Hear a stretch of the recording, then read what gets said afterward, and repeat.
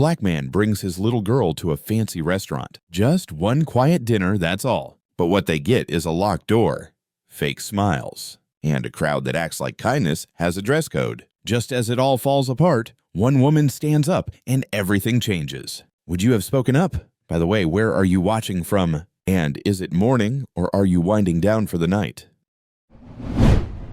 Just one dinner. That's all Jack Murphy wanted. A simple evening out with his daughter, a meal she could remember, something warm, something good, something that felt like more than survival. He wasn't chasing dreams or demanding attention. He just wanted Zoe to sit at a real table in a real restaurant where the napkins weren't made of paper and the menu had words you couldn't pronounce on the first try. It was early evening, a light rain brushing across the windshield as he pulled the old Honda into a parallel spot across from Côte Lumière. The headlights caught the slick sheen of the restaurant's black awning, the soft glow of yellow light spilling from the tall windows. Jack sat for a moment, engine idling, low fingers tight on the steering wheel. His shirt was buttoned all the way up, though the collar was a little frayed, and the cuffs were stiff from being ironed with too little steam. He had used a damp towel and an old iron on the kitchen counter, same way his mother used to do it when he was a boy. In the back seat, Zoe leaned forward, resting her chin on the front seat's edge. Her eyes were wide, bright with the kind of excitement only kids could sustain without fear of disappointment. Is this the place? Daddy Jack nodded, managing a small smile. Yeah, baby, this is the one.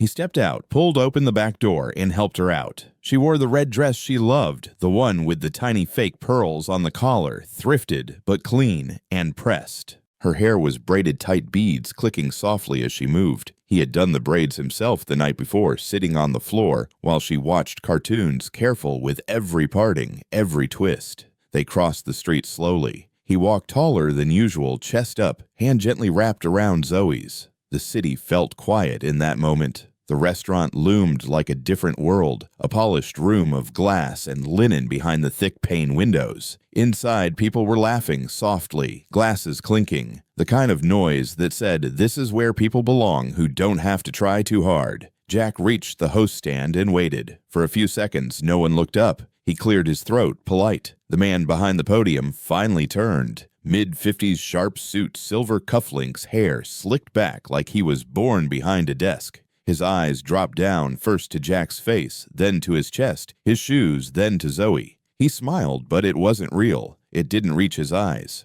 "Good evening," Jack said. "Reservation for Murphy. 7 o'clock. The man, his name tag said Sloan, tapped on the screen in front of him. He didn't answer right away. Instead, he looked around the dining room as if measuring something invisible. "I'm afraid I don't see anything under that name," he said, his tone clipped and pleasant, in the way that always meant not welcome. Jack fished into his jacket pocket, pulling out his phone. "I have a confirmation email right here. Made it online 3 days ago." Sloan glanced at the phone, didn't really look, then offered a faint frown. "Unfortunately, we are at capacity this evening." Jack looked past him. There were empty tables. Not many, but a few. He didn't say it. "And I should mention," Sloan added smoothly, "we do have a dress code. Jackets are preferred and proper footwear." Jack glanced down at his sleeves, shirt tucked in, belt fastened. He had even worn the leather shoes he only used for weddings and funerals. Zoe looked at him, then at Sloan, then back.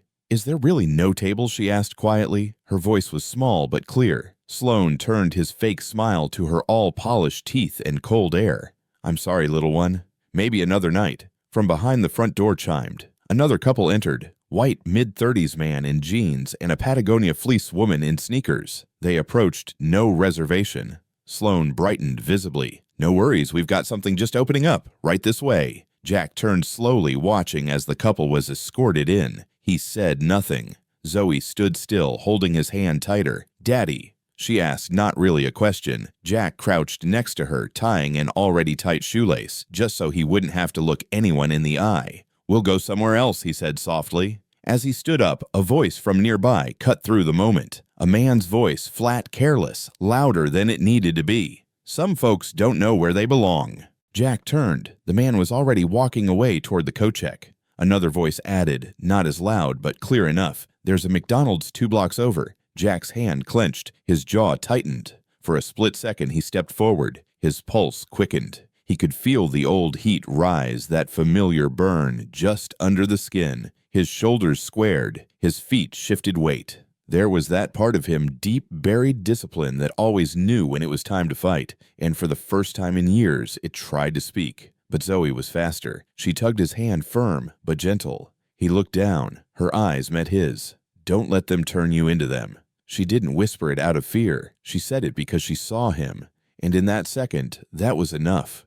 Jack's breath caught. The fight in his chest collapsed in on itself like a deflated balloon. He blinked once, nodded faintly, and placed his hand on Zoe's back. "Let's go," he said, "steady now." They stepped back outside. The rain had stopped, but the pavement still glistened. Jack opened the passenger door, waited for Zoe to climb in, then walked around the car and slid behind the wheel. He didn't start the engine right away. For a moment, he sat there watching the restaurant. The lights, the people inside, laughing over wine, the warm glow that didn't seem to touch anyone outside its windows. Zoe sat quietly. She didn't ask again. She just held the edges of her red dress and stared ahead. Jack finally exhaled. Not in anger, not in defeat, just in weight.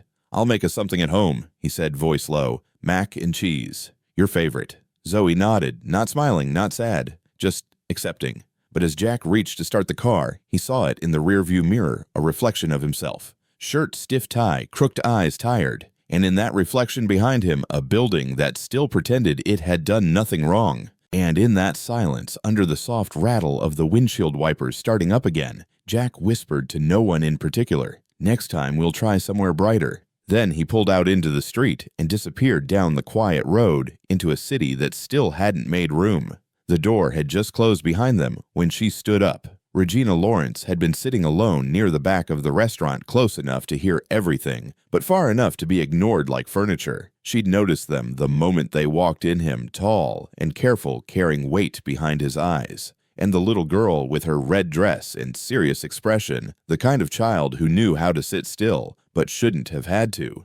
Regina had watched them at the host stand, watched the brief exchange, the hesitations, the shifting posture, the eyes that darted sideways when words couldn't come fast enough. She saw the moment the man Jack she had heard him say folded his dignity like a receipt and put it away. And she saw what no one else in the room seemed to notice or care to acknowledge. The whole room had silently agreed that what happened was normal. She stood not because she wanted attention, but because her body moved before her mind had time to argue with it. There were moments in life where silence made you complicit, and she had already lived through one too many of those. As she crossed the room, her heels clicked against the hardwood with purpose, not rushed, not dramatic, just steady and final. She reached the host stand just as the man with the silver cufflinks, Sloan, the name tag confirmed, was wiping something imaginary from his screen. "I believe I just witnessed a reservation being denied that was confirmed," she said, voice even not raised, but not soft either. "Unless your establishment now overrides written confirmations based on visual assessments, I suggest you reconsider how you define hospitality." Sloan blinked twice, surprised. She had the kind of voice that people didn't usually challenge, low-measured and trained over decades of boardrooms and conference calls.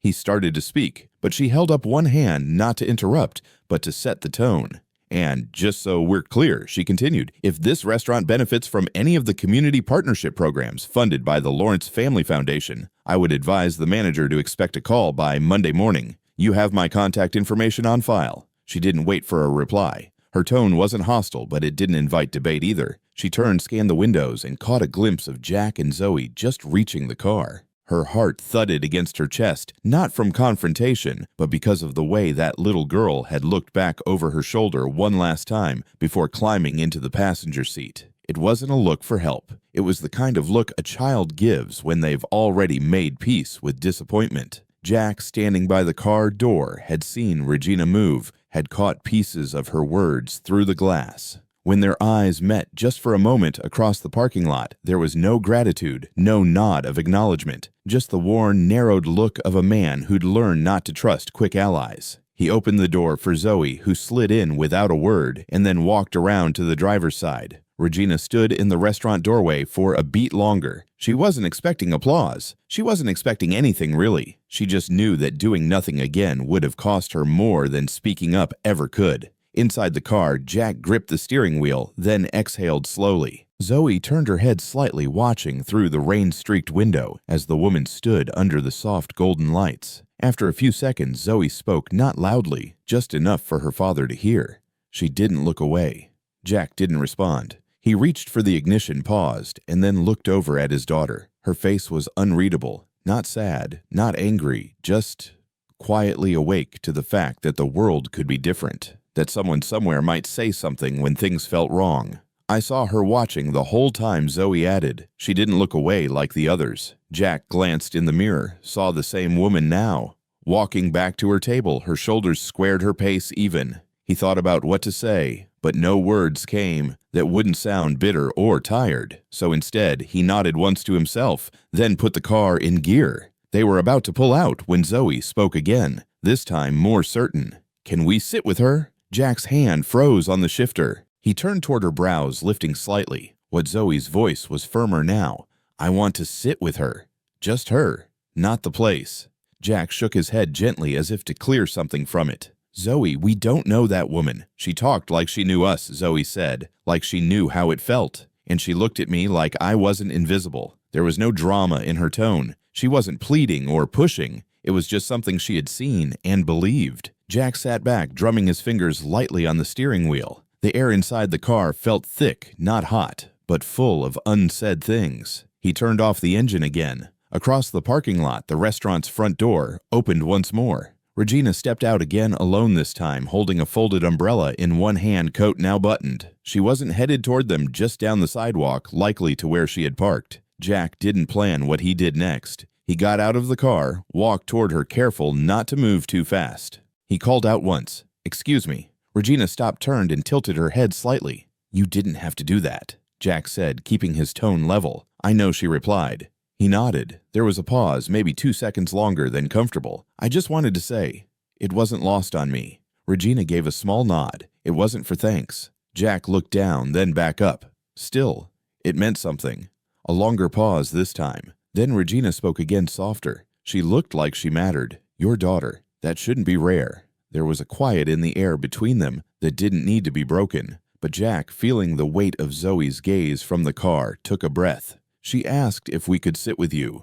Regina blinked, not surprised, just taking it in. "I wouldn't mind that," she said, the corner of her mouth rising slightly. Not quite a smile, but something close. Jack gave a small nod, then turned back toward the car. Zoe was already opening the door. Regina didn't lead the way back into the restaurant. She walked beside them, slightly behind, like she understood that this wasn't her moment to take. Jack hesitated just a step outside the door. Hand on the handle, the polished wood still warm from earlier, his mind weighing 100 things in a breath. Zoe looked up at him with those eyes that didn't plead, just trusted. And when he finally pulled the door open and stepped back inside, it felt less like returning to the scene and more like choosing to write over it. The same host, Sloan, looked up from the podium. This time he said nothing. There was no comment, no apology, no eye contact. He simply nodded once to Regina, tight and professional, and disappeared through the service door without a word. His silence said what it needed, to he knew he'd been seen.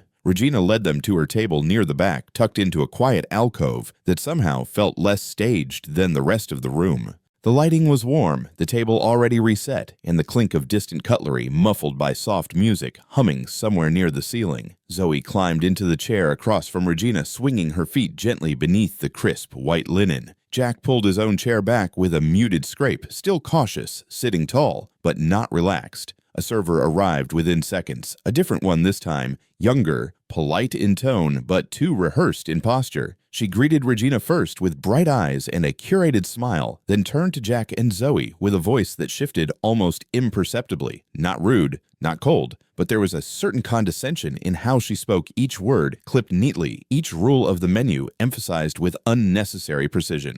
"Our kitchen has a no substitutions policy," she said, eyes flicking to Jack for half a second longer than to anyone else. "And we cannot accommodate off-menu requests tonight. We didn't make any."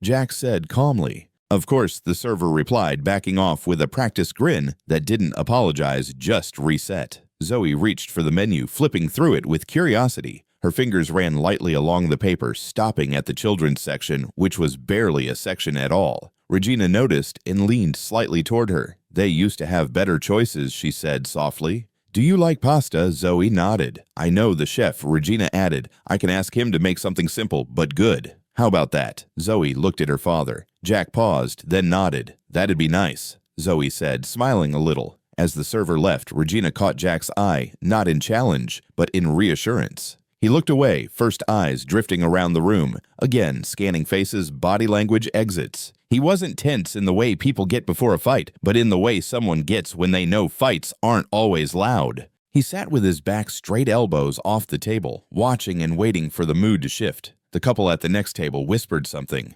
Two older diners, well-dressed with the kind of posture that always seemed to lean slightly away, without leaning back. Their tones were low, but not low enough. It's becoming more and more inclusive, isn't it? The woman said, eyes locked on her wine glass as she swirled it. Regina heard it clearly. She turned her head slowly, not dramatically, just directly. Her gaze rested on the woman for a few seconds, long enough to be noticed, long enough to make the woman's hand pause mid-sip. Their eyes met. Regina didn't frown, didn't speak, didn't look away. And when the woman finally did, focusing back on her plate with reddened cheeks, the silence at their table became more meaningful than any spoken line. Jack had seen the exchange. He didn't comment, but there was something in the way his shoulders shifted, less rigid now, more like someone exhaling halfway through a sentence. Zoe hadn't caught the side conversation. She was too busy leaning forward, pointing at the water glasses. These are heavy, she said, lifting hers with both hands. They want them to feel expensive. Regina answered. Zoe giggled. They feel like trophies. Regina smiled at that. Maybe you'll win one.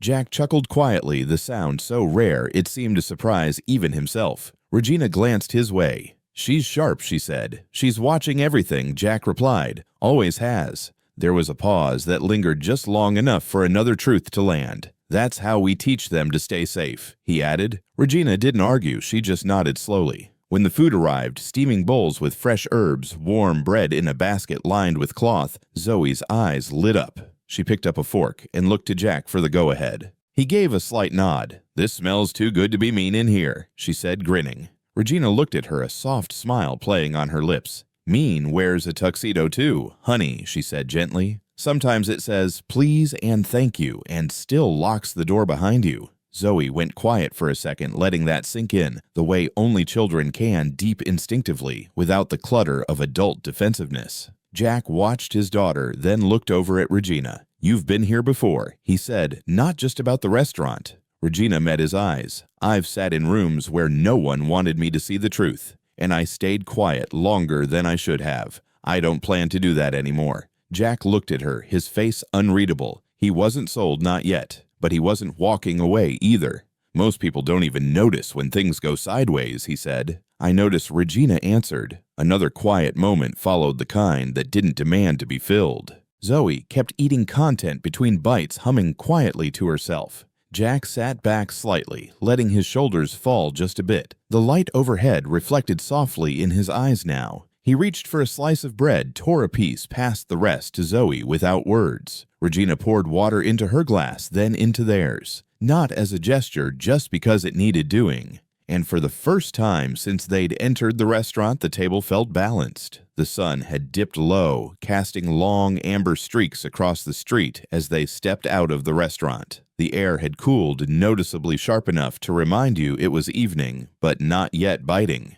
Jack didn't speak. Zoe's small hand was wrapped around his thumb, her other hand curled around a paper napkin she had stubbornly kept from the table, even though it was now crumpled beyond use. Regina followed a short distance behind, not pressing them, giving space in a way that felt intentional and respectful. It wasn't awkward, it was watchful. She sensed the weight still hanging between them even after the meal, especially after the meal. Jack walked them toward his old sedan. Its paint had dulled over time, and one of the side mirrors bore a scar from a parking mishap long since ignored. It looked small under the streetlight parked between newer cars with glossy finishes and dealership stickers that hadn't even faded yet. He reached into his coat pocket, pulled out the key, and unlocked the door with a mechanical click. But before Zoe climbed in, she stopped and looked back over her shoulder. "That's your car?" she asked, pointing toward the sleek silver sedan Regina was now unlocking. Her voice wasn't skeptical. It was a mixture of curiosity and a hint of awe. "It looks like the kind in movies." Regina smiled as she opened the door. "It's just a car. But you're right. It does have nice seats." Zoe took a step toward her, then looked up at her dad. Can we go with her? Just this once? Jack didn't answer immediately. He looked at Zoe, then at Regina, then back at his car. There was a pause, not dramatic, just long enough for you to feel him balancing control against trust. After a beat, he exhaled and gave a slight nod. All right, but just this once. Zoe beamed, running back toward the silver car. Jack opened the front passenger door and slid in without a word. Regina waited until both doors closed, then started the engine. The cabin was quiet, the kind of quiet that feels built in, like the car was designed to make the world outside seem distant and irrelevant. Zoe leaned back against the seat with a sigh, and within minutes, her eyelids began to droop. The rhythm of the road, the warmth of the interior, and the emotional fatigue of the day all converged to pull her gently into sleep. Jack sat beside Regina silent at first. He didn't fidget. His hands rested on his lap, his body still, his gaze fixed on the dark road ahead. Regina kept her focus on driving, but her eyes flicked to him now, and then brief, careful glances. She didn't speak until several blocks had passed, and Zoe was fully asleep. "I've never done that before," she said quietly. Jack turned slightly toward her, offered someone a ride, sat at someone else's table, challenged a business in public. Any of it. Jack raised an eyebrow. "Could have fooled me. You seemed comfortable." Regina smiled faintly. "I've learned how to look like I belong even when I don't feel it." Jack didn't respond, but she continued. "There was someone. Years ago. His name was Tom. We were in college together. He was quiet, brilliant, always early to class, always helping people even when they didn't ask." Her voice slowed a little, the rhythm softening. "He got accused of cheating, said he copied off someone else's test. I knew it wasn't true. I sat right behind him. I saw how focused he was. He didn't even glance up once, but I stayed quiet." Jack shifted his weight slightly in the seat. He didn't interrupt. His face was calm, not giving anything away, but his jaw was set. "I told myself I didn't want to get involved. I had a scholarship. I was applying for internships. I thought maybe someone else would say something first. But no one did. And he got expelled." She tapped the steering wheel lightly, once, then again, the sound barely audible over the hum of the tires. "I wrote him a letter afterward, 3 pages. I poured every thought into it. How sorry I was, how I froze, how I failed him. I never heard back. A friend told me he changed schools, changed his number, deleted all his accounts. Just disappeared." Jack was silent, not cold, just considering. When he finally spoke, his voice was low. "And now you're trying to make up for it." Regina shook her head. "Not exactly. I know I can't go back and undo what I did or didn't do. But if I walk into a room and I see it happening again, I know I won't be quiet. That's not guilt. That's a decision." Jack looked back toward Zoe. She had curled slightly toward the door, the fabric of her jacket bunched beneath her cheek. Her breathing was steady and soft. "She'll walk into rooms like that," he said, "ones where they smile at her, but their eyes tell her she doesn't belong, where they make rules just flexible enough for everyone else, but somehow never for her." His voice didn't rise. It was calm even, and that made it heavier. Regina looked over at him. "I know. That's why I couldn't let tonight go." Jack nodded once slow. "You didn't have to get involved, but you did. That counts for something." There was a beat of silence between them, comfortably quiet this time. Not tense, not strained. Jack leaned back slightly, exhaling through his nose, his eyes fixed ahead. Regina asked softly, "Do you mind if I ask something?" Jack looked at her but didn't answer, just waited. "She's got your eyes, but there's something else there, something different." He turned back toward the window. "She's been through things, more than a kid should." Regina didn't push. The way he said it, the way he shut that door gently but firmly, told her that whatever the full story was, it wasn't meant for this ride. Not yet. She nodded, not needing more. "She's a good kid," she said. "Bright, kind." Jack smiled faintly. "She's tough." The car slowed as they turned onto his street. The homes here were smaller, some with chipped paint, others with porches cluttered with forgotten tools and toys. Regina pulled up in front of his building and parked. Jack turned to her. "Thanks. For the ride. For everything tonight." Regina gave a small nod. "You're welcome." He opened the door and stepped out, then paused. He leaned back down, slightly voice quieter this time. "You didn't owe us anything, but you showed up. I won't forget that." He reached into the back seat and gently lifted Zoe into his arms. She stirred but didn't wake. Her head rested against his shoulder as he stood. Regina watched him walk toward the building, the door closing softly behind them. She sat there for a moment, engine still running, hands resting on the steering wheel, not moving. Then she reached into the passenger side, pulled out her phone, and opened the note she had once written to Tom. She didn't read it again. She simply deleted it. Not because it didn't matter, but because maybe now, finally, something else did. Jack had carried Zoe up the stairs with the same steady hands he always used, careful not to wake her, even though she was already halfway awake, pretending to sleep the way kids do when they need quiet more than they need rest. Their apartment was dim, a small second-floor walk-up with a peeling number plate and a lock that stuck on cold nights. Jack unlocked the door, nudged it open with his shoulder, and stepped into the dark warmth of their home, the hallway still smelling faintly of detergent and old wood. He laid Zoe gently on the couch, covering her with the soft throw blanket she always insisted was hers, even though it had belonged to his mother. She didn't open her eyes, but as he stood, her voice reached up to him, soft and half asleep.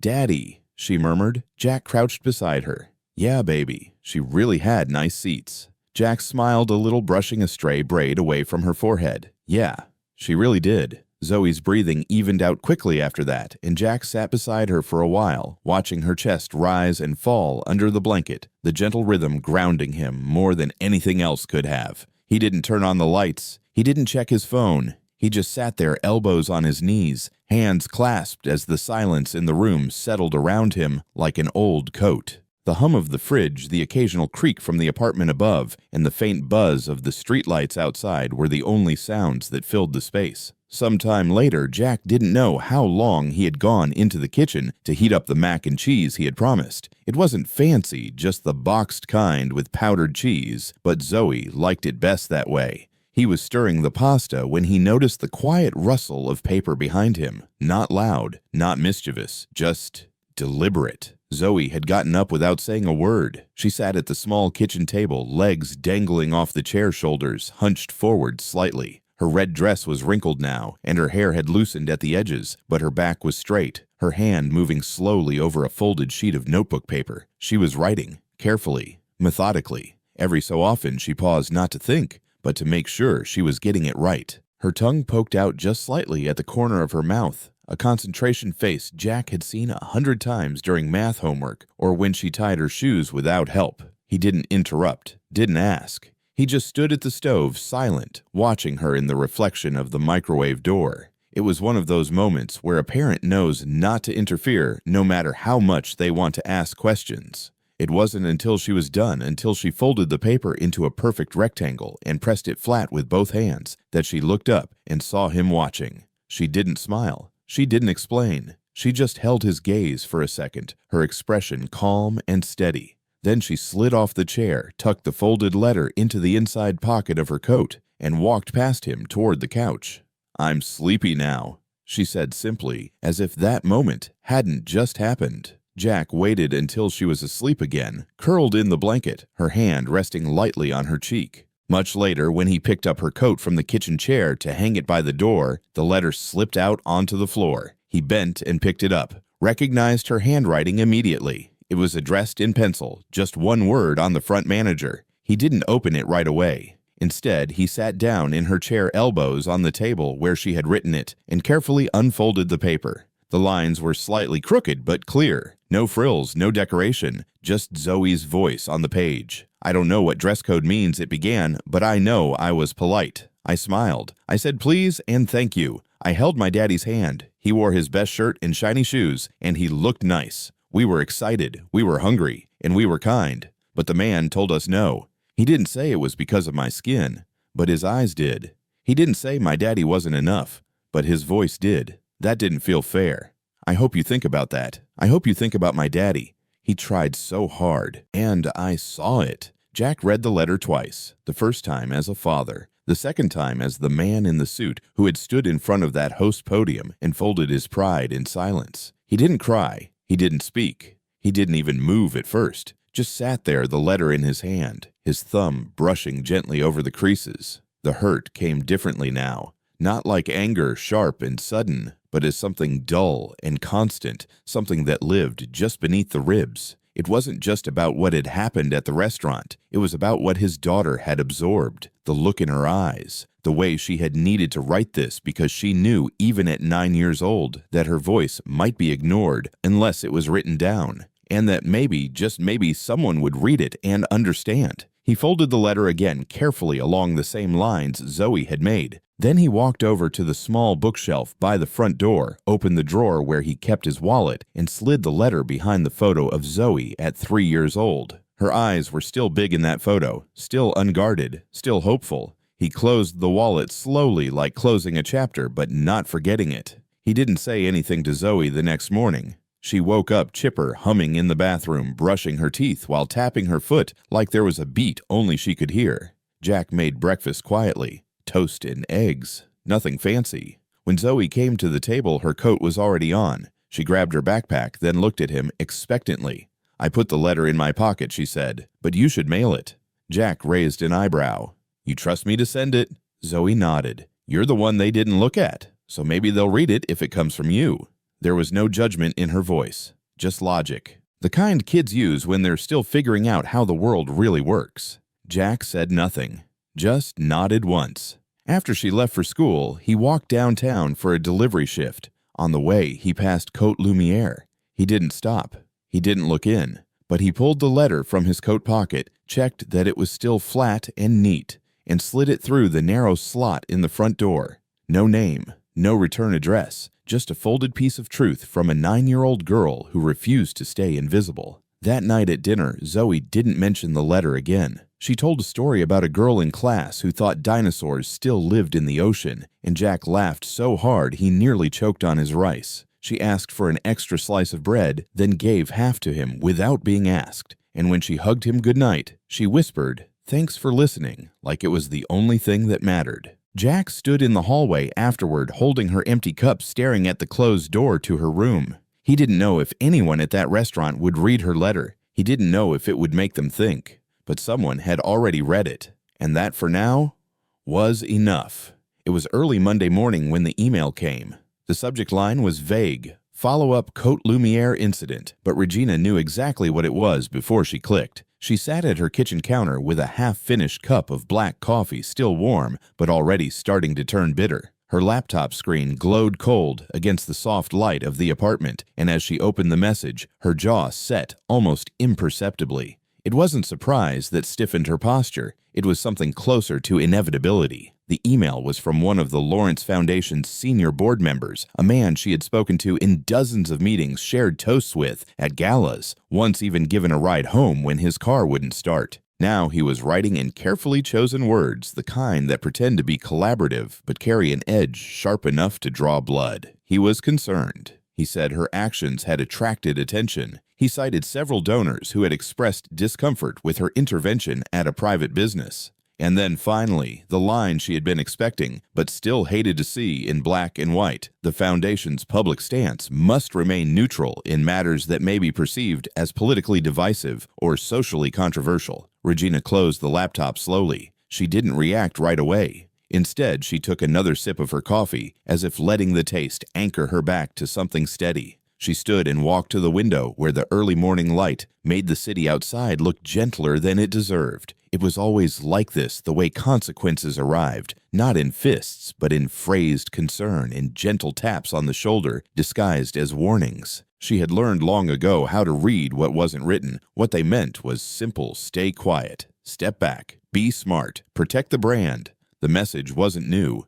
It was the same message she had internalized years ago when she didn't speak up for Tom, when her silence had helped bury someone else's truth. But she wasn't that girl anymore. Not after last night. Not after that child looked at her like someone who mattered, not because of wealth or influence, but because she saw what no one else did, because she didn't look away. She didn't draft the letter that morning out of anger. It wasn't a clap back, and it wasn't emotional. It was, if anything, clinical in tone, precise in structure. She sat back down at the counter, opened a fresh document, and wrote with the clarity of someone who had already lost something once and wasn't about to do it again. Her fingers didn't hesitate. They moved with conviction. If the Lawrence Foundation continues to support establishments that treat guests with double standards based on race appearance or perceived social value, she typed, then I will no longer be able to represent the foundation's mission nor its partnerships. I will request a full audit of our sponsorships and reserve the right to withdraw both funding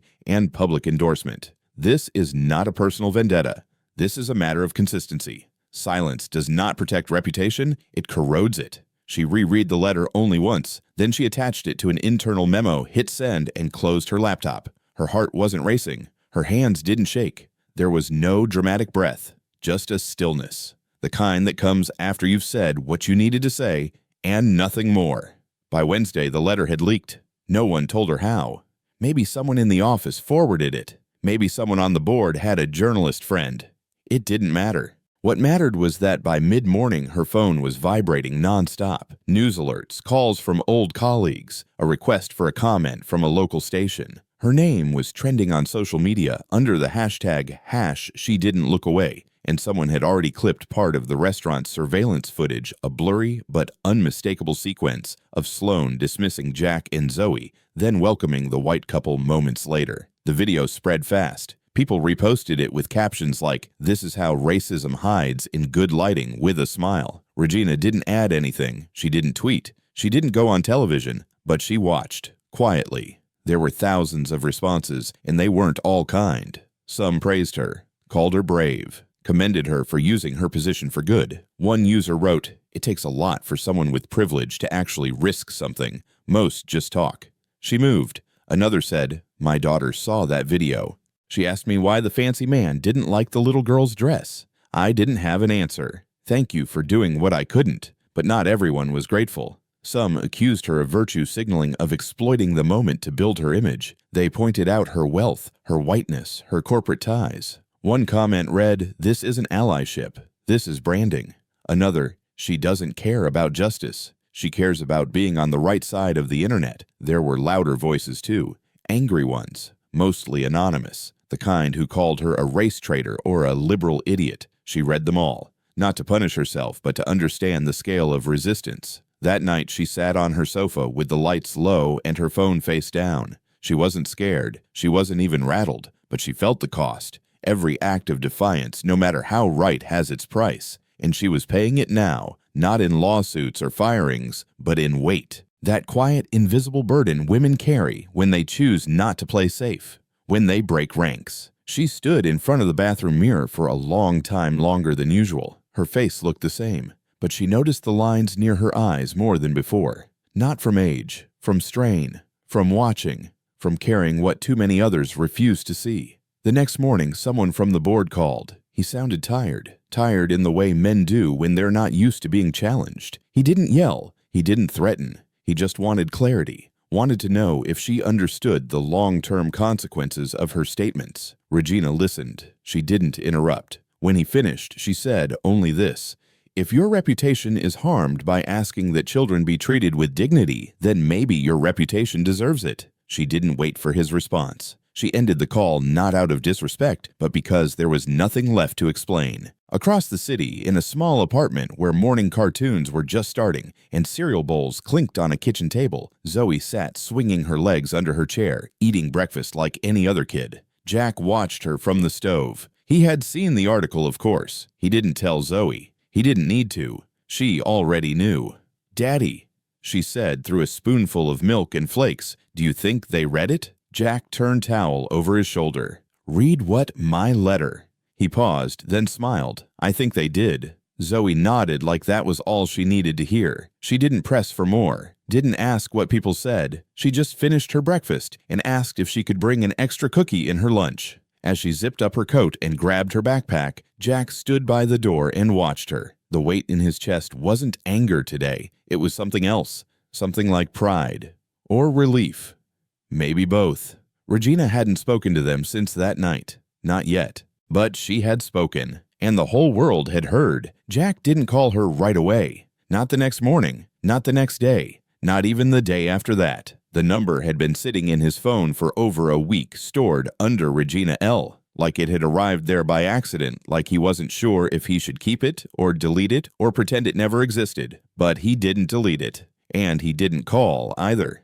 It just sat there. Every night after Zoe had gone to sleep and the dishes were done and the noise of the day had faded down to quiet, Jack would sit at the kitchen table with a beer he never finished and his phone turned face down in front of him, as if even the screen might ask questions he wasn't ready to answer. The news cycle had started to move on. Regina's name was still floating in a few headlines, but less and less each day. Online, some were still praising her, others accusing her, but the world, as it always does, had begun to turn its attention elsewhere. A new controversy, a new face trending. Jack didn't keep up with it. He didn't have to. He'd seen enough to know Regina hadn't backed down even when she could have, even when it might have made her life easier.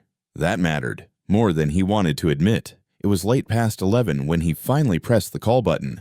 Zoe was asleep down the hall. Her door cracked just a little the way she liked it, letting the hallway light peek through. Jack stood in the kitchen barefoot on the cool tile, one hand gripping the edge of the counter like he needed something solid to hold on to. The phone rang once, then twice. He nearly hung up on the third, but before he could, her voice came through calm, unshaken, as if she had been expecting him all along. "Hello."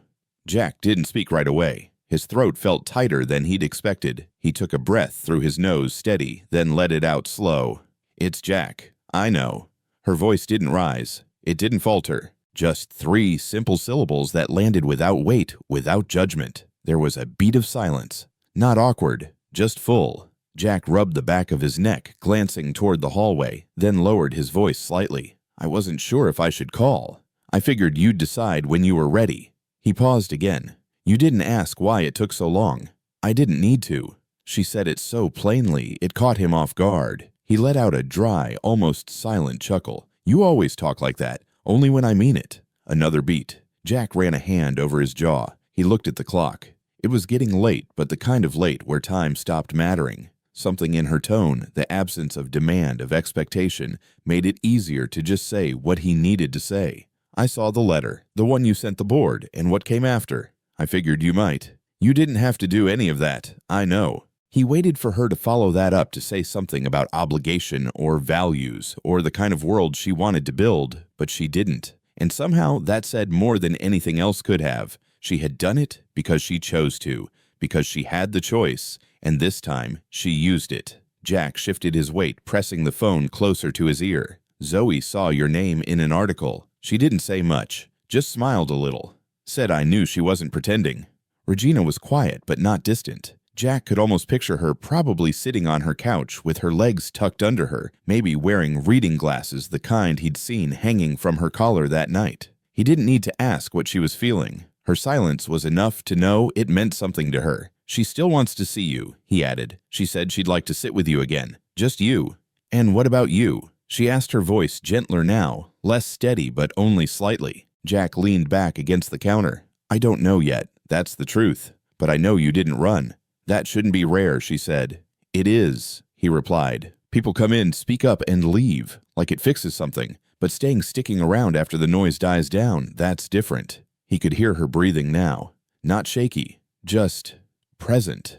"I didn't want it to be a gesture," she said finally. "I've done those before. They're clean, easy. You do something loud and people clap, and then you go home and feel like you did your part. But I didn't sleep after that night. I kept thinking about her face when they turned her away. The way she didn't cry, the way she didn't flinch. She just held your hand and stood there like she already understood something most adults don't. I kept thinking if she could hold all that without breaking, I could at least show up without running." Jack nodded even though she couldn't see him. "She's stronger than most people I know." "She's watching," Regina said, "and listening. Kids like her, they remember who stood with them. And who didn't." The line went quiet for a long time after that. Not heavy, just full of everything they didn't need to explain. Finally, Jack cleared his throat. "She's got the weekend off school. I thought maybe, if you're around, you could stop by. Just a visit." "I'd like that," Regina said. "All right," Jack said, then paused, feeling the weight shift inside his chest, less guarded, now less sharp. "I don't have much to offer. Place is small, a little dusty, but she says the garage smells like pancakes and motor oil, so that's something." "I like both," she said. He could hear the smile in her voice now. He let out a breath that almost sounded like relief. Okay then. He didn't say goodbye. She didn't either. The call ended like a door being left open just wide enough to step through later. When he hung up, Jack didn't move right away.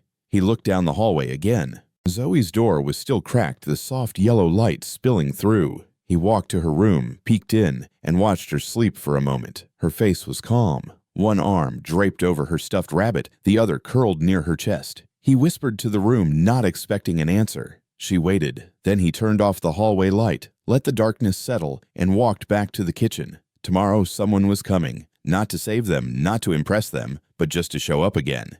And maybe, just maybe, that would be enough. Saturday came with a sky full of overcast light that made everything look quieter than it actually was. The garage was already humming by mid-morning air compressors, clicking wrenches, clanking a steady stream of engines coughing to life, and dying again as the mechanics did their work in stained coveralls and worn-out boots. The floor was slick in patches, the air tinged with the sharp scent of motor oil and rubber, and the radio played old-school soul that faded in and out beneath the sound of tools. Jack was bent under the hood of an old Ford pickup, sleeves rolled up, knuckles blackened with grease, when he saw Zoe sprint across the bay door, her sneakers smacking the concrete in quick, eager steps. "She's here!" Zoe called, breathless with excitement. Her voice echoed under the metal rafters like a bell. Jack didn't need to ask who. There was only one person Zoe would say that about in that tone. No hesitation. No filter. He wiped his hands on a rag and stepped out from under the hood, just in time to see Regina Lawrence walking toward them across the lot, her heels softer than the gravel beneath them, her coat catching a little wind at the edge. She wasn't dressed like she had been the night at the restaurant, no statement pieces or expensive shine. She wore jeans and a navy sweater under a lightweight jacket, hair pulled back in a loose ponytail, no makeup that he could see. She looked like someone who came to stay, not someone who came to be seen. Zoe reached her first arms flung out with the confidence of a child who had already decided someone belonged in her orbit. Regina bent slightly and caught her in a warm, easy hug.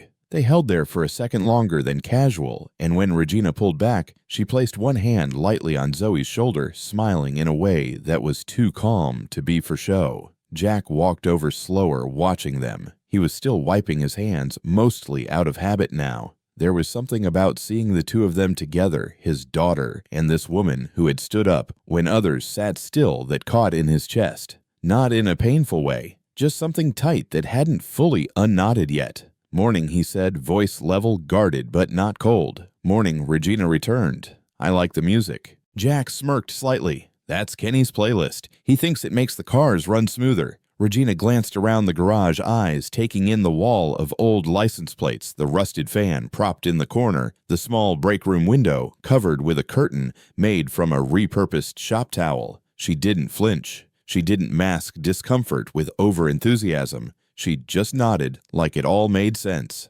"I brought donuts," she said, holding up a white paper bag. "Hope that's still currency in places like this." Zoe lit up. "Daddy never buys the ones with filling." Jack raised a brow. "Filling's a scam." Regina laughed an honest, open sound. "You've clearly been burned." They walked inside together, no formal invitation, no awkward hesitation.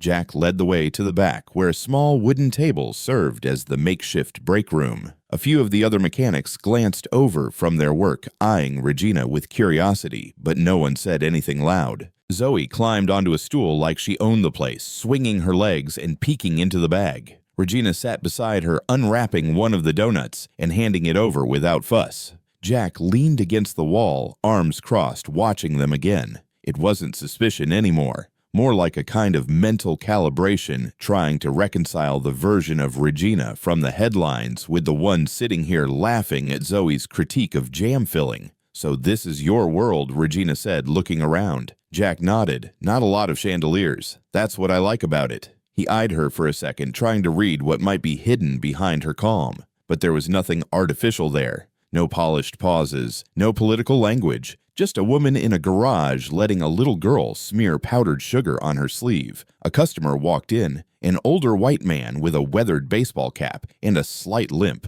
He paused when he saw Regina. His eyes narrowed not rudely, just thoughtfully. Then he looked at Jack. That her, the lady from the news Jack met, his gaze gave nothing away. "She's a friend." The man nodded slowly as if weighing that for a moment. Then he handed Jack his keys. Transmission skipping again. "I'll take a look," Jack said. As the man walked away, Regina tilted her head. "That happened a lot." Jack shrugged. "Sometimes. People get curious." "You didn't say who I was." "I didn't have to."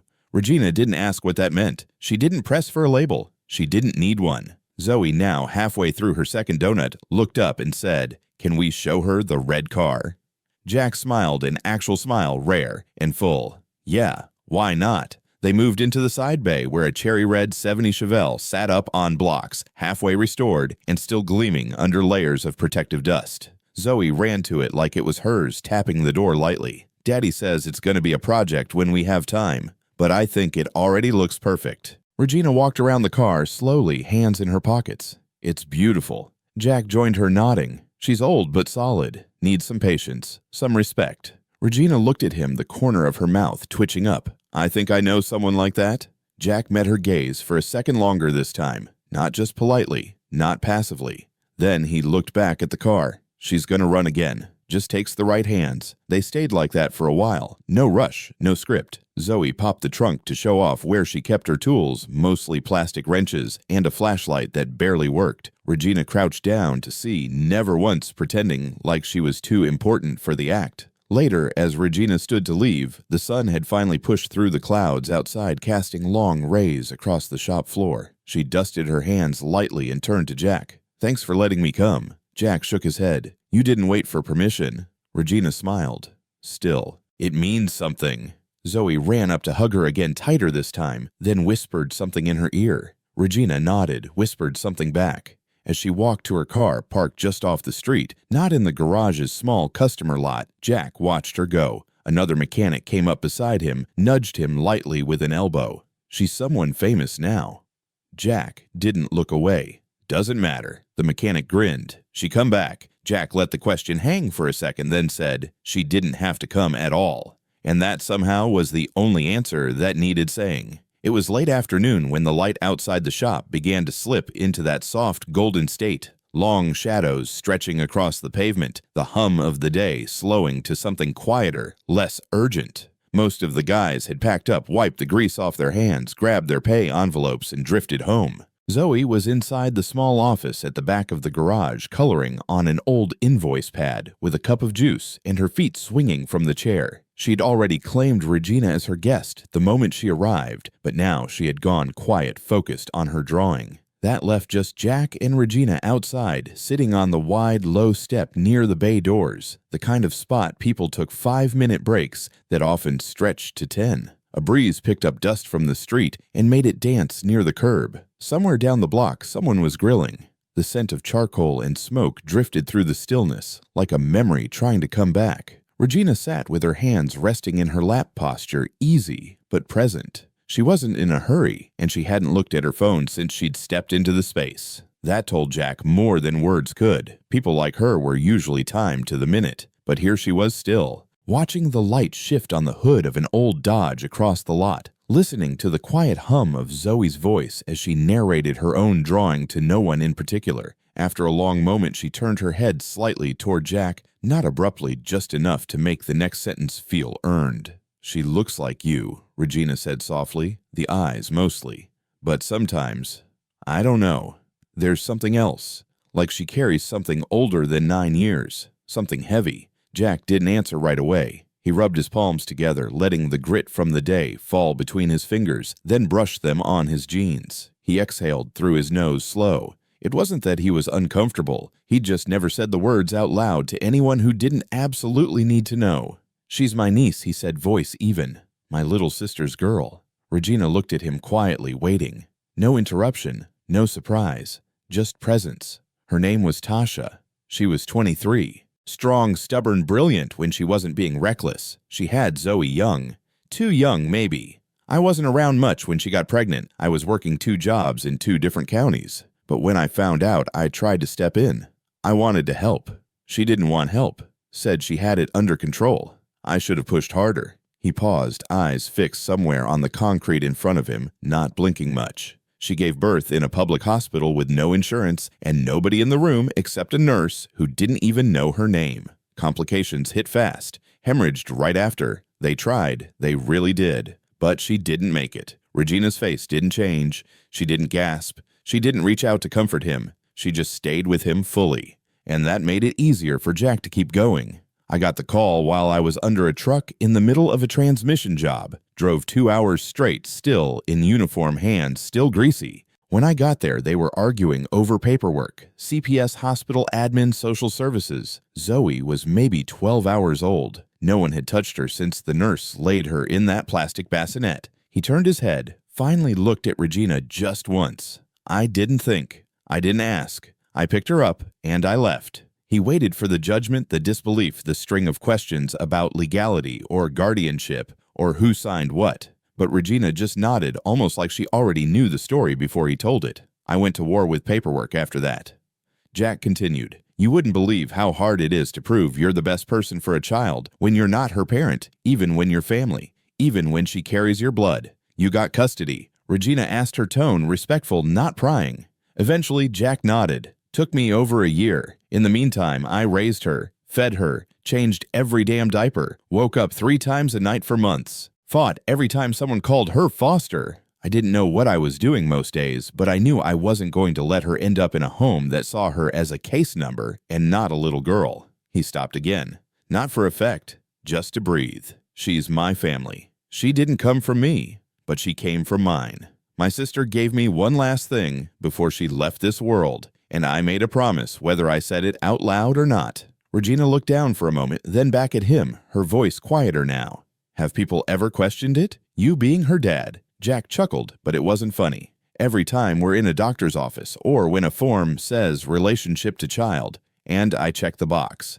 You'd be amazed how many people try to correct me. Some just ask flat out. Others hint at it. She must get her skin tone from her mother, or that's a beautiful little girl. Where's her real dad?" He sat back, leaning his head against the shop's outer wall. "I don't need a medal. I just need people to stop acting like being an uncle makes me less of a father." Regina nodded slowly. She shouldn't have to live with people questioning whether the person who shows up for her is enough. Jack turned his head toward her again.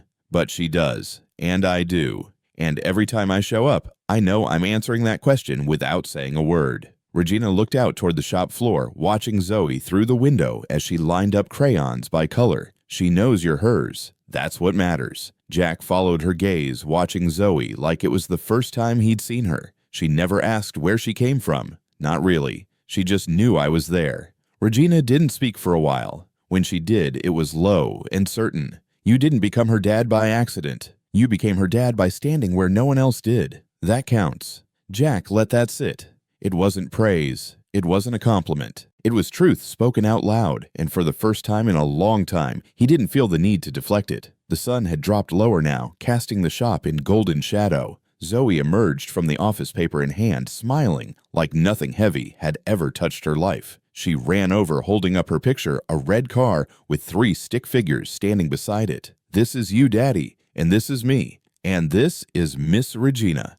I made her taller than us 'cause she wears fancy boots." Regina laughed, taking the drawing, her eyes misting just a bit without tipping over. Jack looked at it, then at Zoe, then back at Regina. "She got the boots right," he said, and in that moment there was no need for more words. Just a girl, her uncle who raised her, and a woman who had stepped into their world not to question it, not to explain it, but to honor it for exactly what it was. The smell of something faintly burnt curled through the small apartment like a whisper that had taken the wrong turn. Jack stood by the stove, spatula in hand, flipping the last piece of grilled cheese with more focus than the task deserved. The light above the kitchen flickered once, then settled. The room was warm, not because of the heater, but from the hum of something simpler presence. Zoe was sitting cross-legged at the fold-out table, a glass of milk in front of her, still wearing her school sweater, with one sleeve slightly stretched from tugging on it all day. Regina was sitting opposite her, watching with a quiet attentiveness that didn't ask for anything.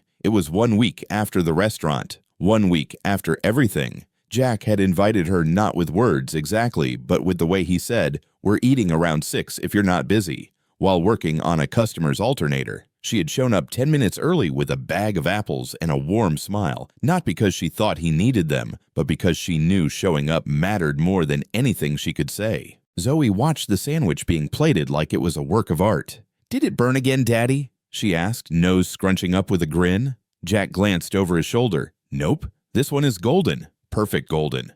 Regina leaned forward slightly, resting her chin in her hand. "You two have a routine." Zoe nodded, proud. "He always says it's perfect even when it isn't. Because you eat it like it is," Jack said, sliding the plate onto the table. "And that's what matters." They ate simply.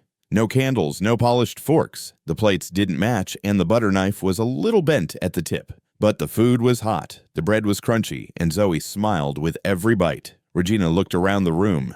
The walls were lined with books that had been read more than once, tools hanging from hooks near the door, and a photo on the fridge of a much younger Jack holding a baby Zoe, both wrapped in the same hospital blanket. Halfway through the meal, Zoe put her sandwich down and looked at Regina. "A girl at school asked me something today." Regina nodded, encouraging. "What did she ask?" Zoe toyed with the edge of her napkin. "She said, 'How come your skin is brown but your dad's is darker?'" Jack paused, fork in hand. Zoe continued, not looking upset, just curious. "Then she said, 'My dad and I match. You don't.'" There was a small silence. Not heavy, just a breath caught between thoughts. Regina set her fork down gently. "And what did you say back?" Zoe looked at Jack first, then Regina. "I said we match in better ways." Jack smiled, a tired kind of smile, but full. "That's a good answer." Regina reached across the table, not to touch, just to place her hand near Zoe's. "You know, families don't always match the way other people expect them to." Zoe tilted her head. "Is that okay?" Regina didn't hesitate. "It's more than okay. It's the kind of matching that takes heart, not just skin." Zoe went back to her sandwich, satisfied. Later, after dishes were rinsed and the table wiped clean, Jack walked Regina to the door. Zoe had fallen asleep on the couch, one arm dangling off the side, her face turned toward the window where the streetlight blinked softly. Regina looked at Jack the way someone does when they want to say more than the moment allows. "Thank you for dinner," she said. Jack shook his head slightly. "It wasn't fancy. It was real." They stood there a moment longer, neither one stepping back. "You keep showing up," Jack said.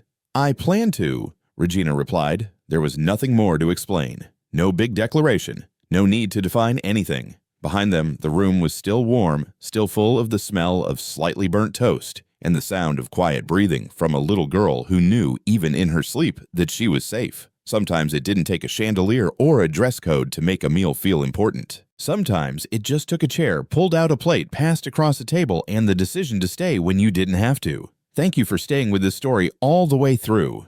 If you're still here, it means something, and Jack and Zoe's journey spoke to something in you, maybe a memory, maybe a hope, maybe a quiet truth we don't always put into words. This wasn't just a story about a dinner. It was about dignity, love without conditions, courage in silence, and the strength it takes to show up for someone, not with grand gestures, but with presence, patience, and a seat at the table. Wherever in the world you're watching from, I'd love to know. This story may have been told in one small kitchen on one quiet night, but its echoes belong to many of us. So tell me, what part of this story stayed with you? Which moment made you pause? Your support means everything. Truly. Every comment, every view, every time you choose to listen rather than scroll past it matters. It helps voices like Zoe's be heard. It reminds creators like us that stories rooted in truth, empathy, and real humanity are still worth telling. If this story moved you even just a little, please leave a like, share it with someone who needs it, and subscribe so you don't miss the next chapter. We're just getting started. Until then, take care of your voice. Take care of each other. See you in the next story. Join us to share meaningful stories by hitting the like and subscribe buttons. Don't forget to turn on the notification bell to start your day with profound lessons and heartfelt empathy.